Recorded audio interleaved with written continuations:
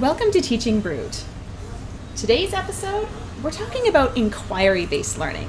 Hey, don't worry, we're not going buzzwords on this one. Actually, we kind of are. You know, last episode I was talking about how I wanted to switch things up in my classroom a little bit, and I started thinking about inquiry. And I started talking to people, and it seems like it's going to be a lot of work to do. Well, that's true. We can dive into that in a little bit. First off, let's establish exactly what inquiry is, and then we'll kind of go forward from there. Inquiry learning is basically an approach of learning where the teacher backs off from being the talking head in front of the classroom and ends up being more of a facilitator, directing learning through questioning and through kind of organized tasks. There are various levels of inquiry, which we'll get into shortly, but that's kind of what inquiry is in a nutshell. So it's not a free-for-all. Typically not. I mean, you can be a free-for-all, don't get me wrong, but it's kind of a free-for-all with an end goal. So picture it like a wide-open soccer pitch. All right. You've still got to get the ball in the net, but there's you've different got a big routes you field. can take it. Yeah. Okay. That makes sense. When I was researching, I actually found that there was 4 different kinds of inquiry out there. Yeah. Well, at least the ones that I found, there was only 4. I mean, you can see that, and that can be done either in a linear way or more of in a matrix style way. Who was your infographic from again? I found it from Trevor McKenzie, and he actually just finished writing a book, and I am so going to be buying that one. It's just been released on Amazon. Cool. Okay, so essentially and the one I look at typically is something called the Advocacy Inquiry Matrix, which is used heavily in PYP.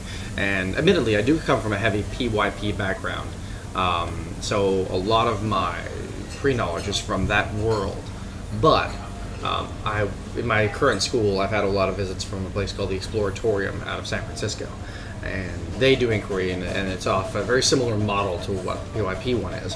But nonetheless, it is not a PYP school.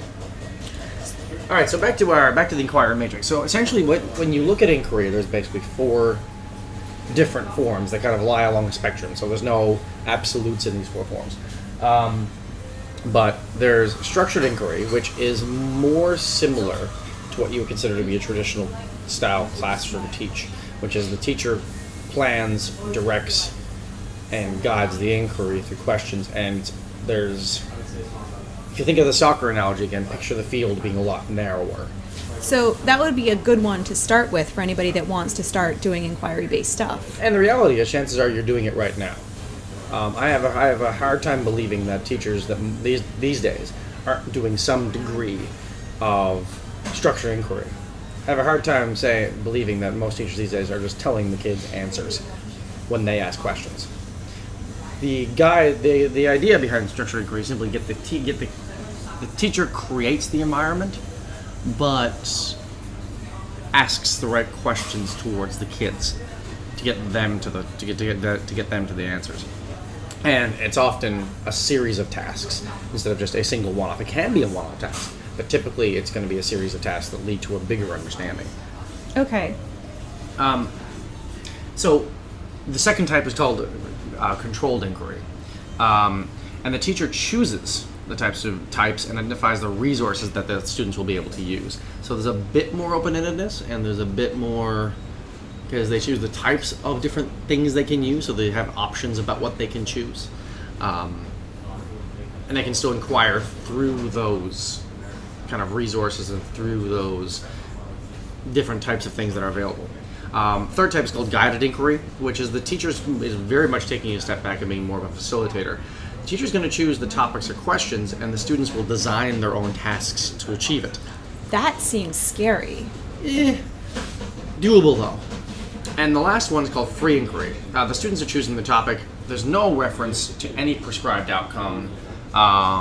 They're just kind of going with their own knowledge and having complete freedom. So would that be kind of like the 20% time that we often hear about? Yep, that is definitely a reference to that. I think 3M is the one who kind of can lay claim to the originators of that one.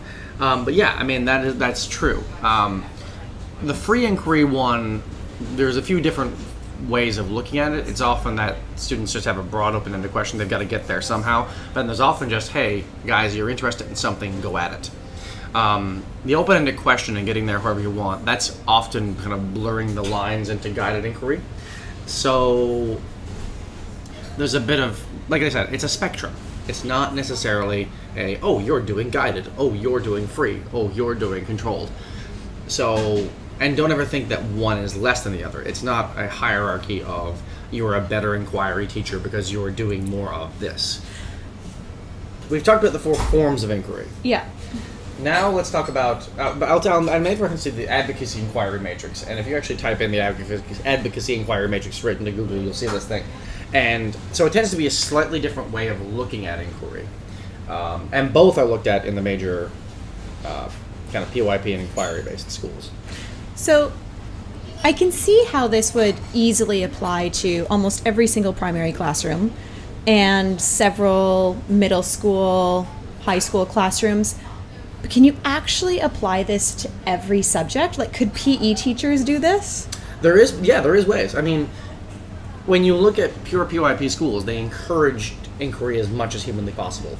And the one thing I've realized about PYP schools is that the degree to which they do inquiry varies.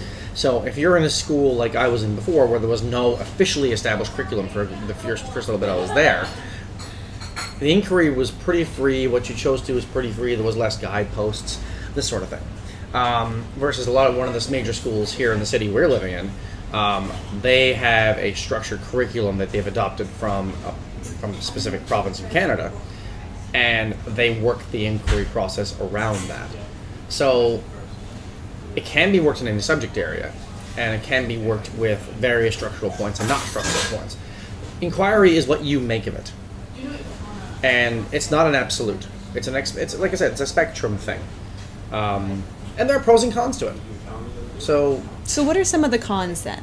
Like, we've diving into the bad stuff first. I know. Well, finish you off with the good stuff. Yeah, we want to end on a positive note. That's true. Okay, so heavy planning. Yeah. Okay. Yeah, I can see where that. So typically, when you have a design task, you've got to plan for it pretty heavily. Especially if you want to guide kids to a goalpost by giving them a lot of freedom, your goalpost is often very broad. It's like, have an understanding of light and shadows. It's like herding cats. Can be, but if you design it in the right way, it's more like herding sheep. Sheep are easily herded. Right, okay. So, when you design these tasks, you're often designing the right questions to ask, you're predicting where they will go, what materials they're going to use. Oftentimes, you'll have the materials laid out for them as the kind of things they can use, or you'll have stations set up as places they can inquire. So it ends up, there's a heavy amount of planning, yes. And if you've got an end goal in mind that's specific, then that often narrows your planning and there's the resources. If it's broader, then you're often got to plan in that way. So that is it can be seen as con because there's a lot more time involved in that. And if you're an elementary teacher, that means you've got one-off lessons that require a lot of time. Now, or one-off in the sense of like they could take multiple days, or even weeks if you plan it out right. But nonetheless, it is still one.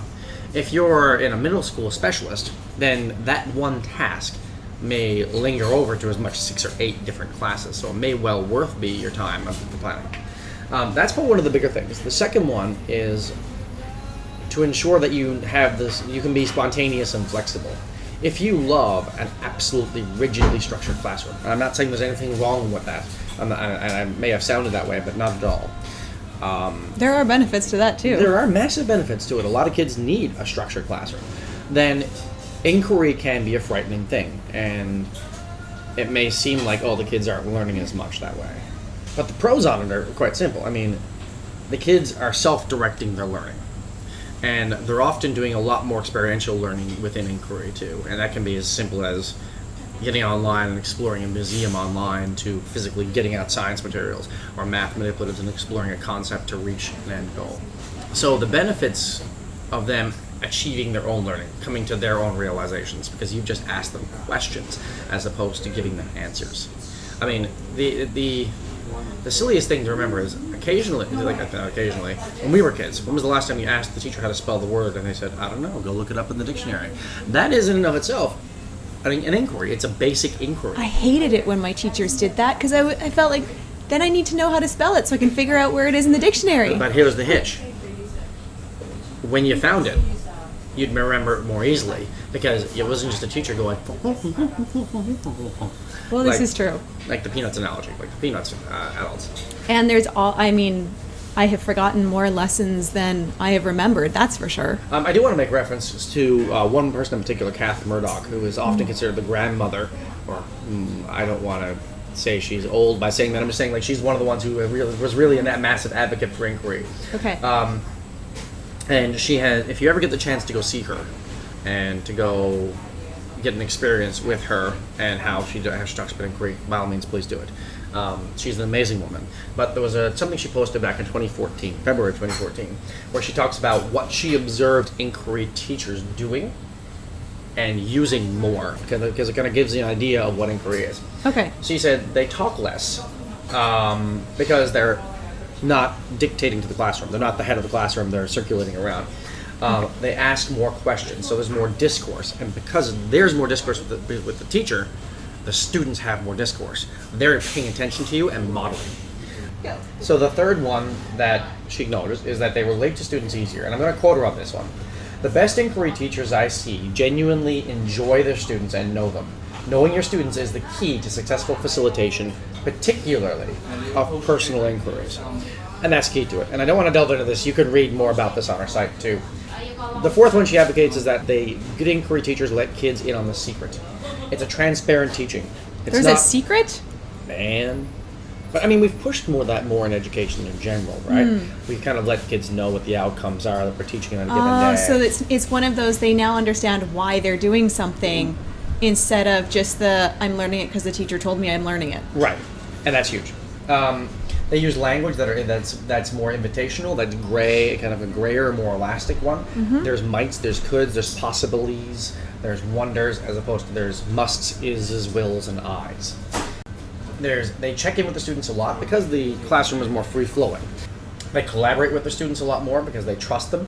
They use authentic resources, and this can be ranging from a few things in the classroom to taking them to a place and saying, here's what you need to find out about. They've also acknowledged that there's a lot of passion and energy in inquiry teachers. And we're not saying that doesn't exist in non-inquiry teachers or in different styles of teaching. All we're saying is that the best inquiry teachers are often calm, collected, energetic, and passionate about what they do. And they're probably passionate and energetic because they're actually enjoying what they're doing. Right. And I gotta tell you, I rather enjoy inquiry teaching and have enjoyed teaching through inquiry a bit more than the talking head in front of the class. There's more of a bigger picture view with them, with inquiry teachers. They arise from their students. They may not be questions they expected, may not necessarily happen, but you kind of go with the flow and let the students kind of give you guideposts about how you can scaffold their learning. So there often is a fair bit of flexibility there. So in that one, it's kind of one of those things where you might see a student going down a certain path that could lead them to a wrong conclusion, and you can try to build another path to bring them back to where they need to be? No, I mean, not necessarily back, but set them on a path that will get them to it. Okay. You might necessarily sometimes you may need to bring them back, but sometimes you may just bring them kind of... They just take a circuitous route. Or clear another path. Okay. Kind of bring them on a diagonal into it. And the last one, as she says, is traditional pedagogy sees the teacher provide a set of instructions, making sure everyone knows what to do.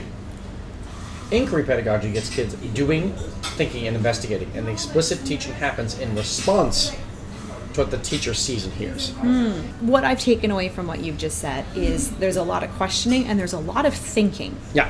So I'm going to recommend that if you're wanting to go down that inquiry road, that first you might want to look into a few things by Jay McTeague and Ron Richard.